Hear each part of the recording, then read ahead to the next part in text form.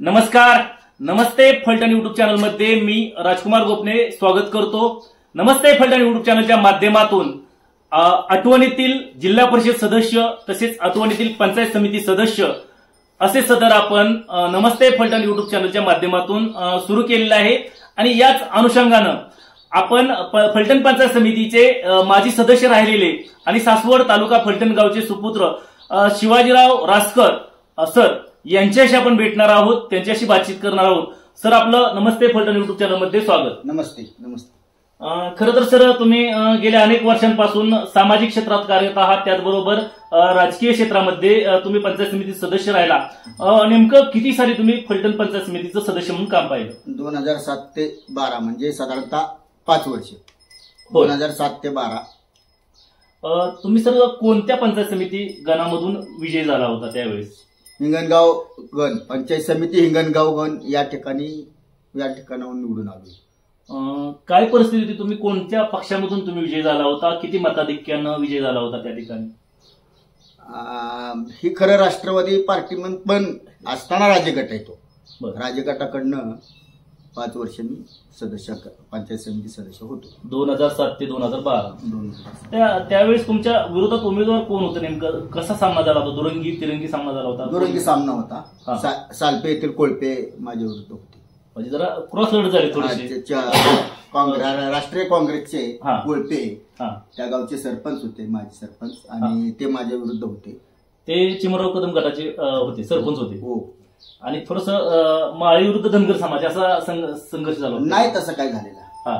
माळी विरुद्ध कारण काही ठिकाणच्या धनगर समाजाने आम्हाला मतदान केले, आमच्यातल्याही माळी समाजांनी त्यांना मतदान केलेले, त्याच्यामुळे तसं फक्त ते पार्टी पक्ष धरून झालेली आहे त्यावेळी मतदान। किती मतांनी तुम्ही विजय झाला होता सर? 1050 मतांनी, चांगल्या मताधिक्यानं। आणि त्यावेळेची काय परिस्थिती होती सर? म्हणजे तुमचं जे हिंगणगाव गण होता त्यामधल्या किती ग्रामपंचायती, किती गावांचा समावेश होता? 10 गावांचा पंचायत समितीमध्ये समावेश होता। त्यापैकी किती होत्या राजकीय गटाकडे, किती होत्या आणि विरोधी गटाकडे किती होत्या? विरोधी गटाकडे शक्यतो नव्हतीच त्यावेळी, सालप्याची तेवढी एक असायची, पण विरोध नव्हते, त्या समसमान होते ते खरं। बरोबर। आता सर आपण तुमच्या खरं तर मागच्या प्रवासाकडे जाऊया। राजकारणात तुम्ही कसं आला, त्याचबरोबर तुम्ही काय करायचं नेमकं? राजकारणात तसं काय अगदी विशेष काही नाही, पण समाजसेवा या नात्यातून आपलं थोडीशी काही कामं करायचो राजगटाच्या माध्यमातून। कॉलेजला जाता येता काय लोकांना इथं मदत करता आली तर तेवढी करायचो। तहसीलदार कार्यालयात, पंचायत समितीत कुणाला काय आणायचंय, कुठला फॉर्म आणायचा आहे, कुठं काय करायचं, अशा गोष्टी आपलं थोडंसं जाता येता करायचो आणि लोकांच्या उपयोगी पडायचो। योगायोगानं त्या काळात राजगट थोडासा फॉर्म मध्ये आला होता, आणि मग राजगट म्हणजेच राष्ट्रवादी पार्टी, तिथून मग आम्हाला संजूराजे आणि रामराजे साहेबांच्या माध्यमातून संधी मिळाली। आणि मग मी संधी मिळाली म्हणण्यापेक्षा संधी आम्ही मागितली आणि त्यांनी दिली आम्हाला, आणि त्यामुळं त्या अगोदर तुम्ही मग तुम्ही नोकरी केली? कुठं नोकरी केली? मोदोजी महाविद्यालय फलटण, त्यांचाच फलटण एज्युकेशन सोसायटी आहे, आणि त्याच माध्यमातून त्यांच्याशी संपर्क आलेला होता। त्याच्या काय म्हणून तुम्ही नोकरीला होता त्या ठिकाणी? Clerical office. कधी लागला होता नोकरीला त्या? मी हेल्पर म्हणून साधारणतः 3-4 वर्ष, शिपाई म्हणून काम केलं 3-4 वर्ष, आणि 1986 पासून नंतर रजिस्ट्रार पदापर्यंत ऑफिसच्या क्लेरिकल पदावरती काम करत होतो। खरं तर त्या काळात अतिशय कमी लोक नोकरीला असायचे। नोकरीला तुम्हाला कोण लावलं त्या काळात? नोकरीला श्रीमंत शिवाजीराजे यांचा सहभाग आहेच, पण प्राचार्य शिवाजीराव भोसलेंच्या हाताखाली आम्ही थोडंसं काम करत होतो कॉलेजमध्ये, कमवाशिका योजनेचं, आणि त्या अनुषंगाने त्यांचा विश्वास बसला आणि आम्हाला त्या ठिकाणी कामावरती हजर करून घेतलं। तुमचे बंधूही त्याच महाविद्यालयात शिक्षक म्हणून कार्यरत होते? हो, आहेत, अजूनही आहेत? अजून आहे। नाव काय त्यांचं सरांचं? नवनाथ रासकर, प्राध्यापक डॉक्टर नवनाथ रासकर। तेही मधुज कॉलेजला होते? होय। म्हणजे अगदी तुमच्या घरावरती राजे फॅमिलीचं खूप प्रेम होतं असं म्हणलं तरी वावगं ठरणार। खूप आहे। त्या अगोदर तुमची काय पार्श्वभूमी होती राजकीय? तुमचे वडील राजकारणात होते किंवा राजगटाशी कनेक्ट होते, काय नेमकं? सांगायचं म्हणलं तर खूप आर्थिक गरीब परिस्थिती त्या काळातली होती. एकदम गरीब परिस्थिती. आणि कष्ट करून तुमच्या वडिलांनी तुम्हाला शिकवलं दोघांना. तुमचं काय शिक्षण झालं? एम.कॉम 1986 ला पास आउट. 86 ला. म्हणजे त्या काळात खूप शिक्षणाचं प्रमाण कमी होतं. हो. कुठं शिक्षण घेत होतं तुम्ही? आपल्या मधुची कॉलेजमध्ये शिक्षण घेतलं. मधुची कॉलेजला बीकॉम झाला तर तुम्ही? बीकॉम झालो. बरं. आणि प्राचार्य शिवाजीराव भोसल्यांच्या वरती विश्वास त्यांचा आमच्यावरती असल्या कारणाने आणि आमचं कष्टाचं त्यांनी बघितलं आणि मग त्यांनी एम.कॉम कुठे केलं सर? बारामती. आणि मग तुम्ही पुढं आपल्या कॉलेज लागला आणि नंतर पुन्हा राजेगट 91 ला राजकारणात आला. फ्रेश पुन्हा आपल्या म्हणजे शिवाजीराजेंच्या नंतरच्या काळात. आणि त्यापासून सुरुवातीपासूनच तुम्ही त्या सहभागी झाला. तुम्ही मगाशी म्हणला ते सोसायटीचं संचालक पण म्हणून काम केलं होतं. हो, सोसायटी संचालक साधारणतः 2004-5 ते 7 म्हणजे 5 वर्ष ते पण केलेले संचालक पद. बरं. सोसायटी विविध कार्यकारी सासवडच्या या ठिकाणी. आणि ग्रामपंचायत वगैरे त्यामध्ये कधी काम प्रयत्न नाही कधी केलेलं नाही. ग्रामपंचायतला नाही केलेलं. होय.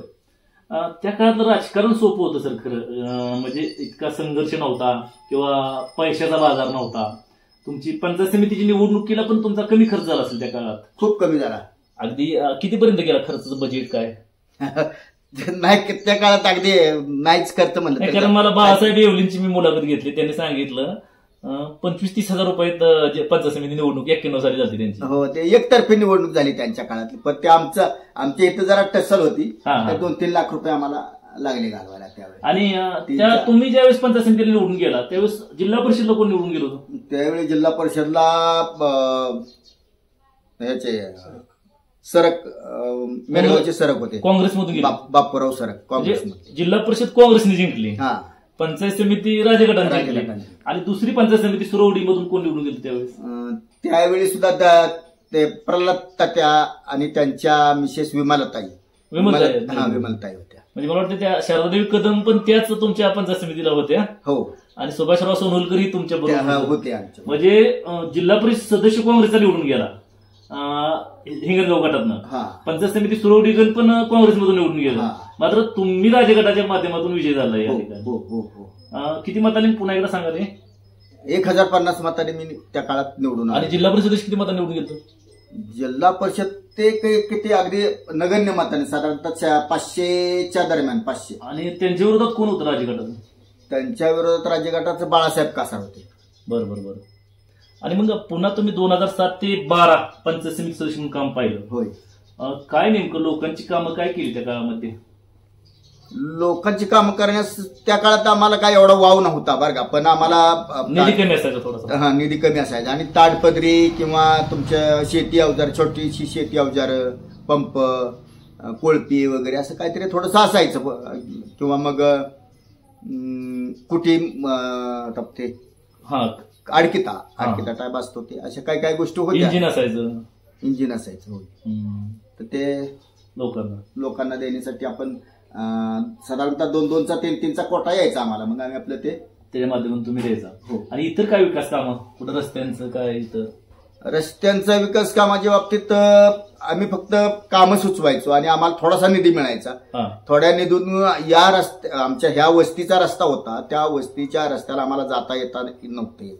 तर तो रस्ता आम्ही व्यवस्थित करून घेतला. साधारणतः पावसाळ्यात तर आम्हाला बंधनच असायचं. या रस्त्यात जाताच येत नव्हतं.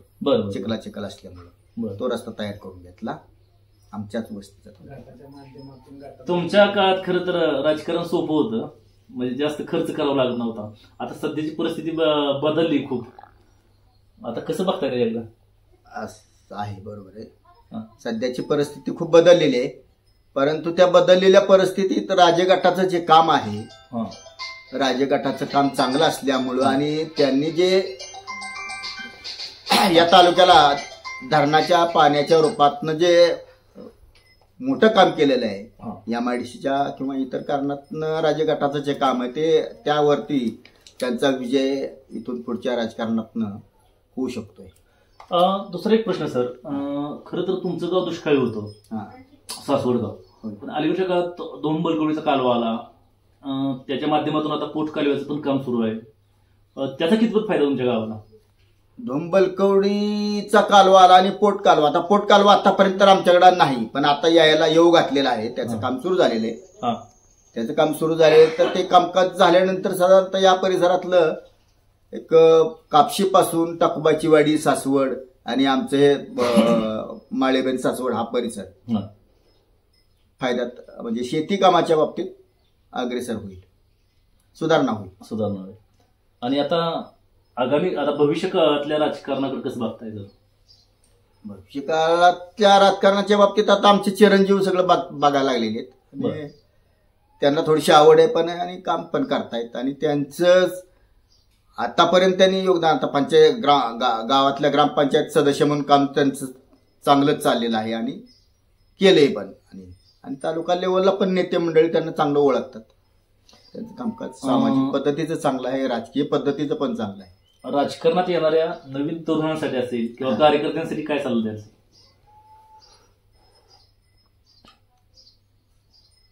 राजकारणात नवीन येणारे कार्यकर्त्यांनी, तरुण कार्यकर्त्यांनी, विशेषतः तरुण, स्वार्थी पद्धतीनं राजकारण न करता चांगल्या पद्धतीने, जर स्वार्थी पद्धतीने राजकारण न करता एक सामाजिक भावनेतून राजकारण जर केलं तर ते दीर्घकाळासाठी फायदेशीर होऊ शकते.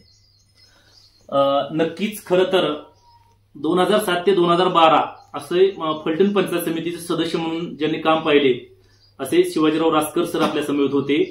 स्वार्थीपणा न ठेवता जर प्रामाणिकपणे राजकारणामध्ये जर भाग घेतला तर निश्चितपणानं ते राजकारण टिकणार राहील असं सरांनी या ठिकाणी सल्ला दिलेला आहे. आमचे नमस्ते फलटणचे संपादक वैभव गावडे यांच्यासह मी राजकुमार गोपने, नमस्ते फलटण युट्यूब चॅनलसाठी, सासवड तालुका, फलटण.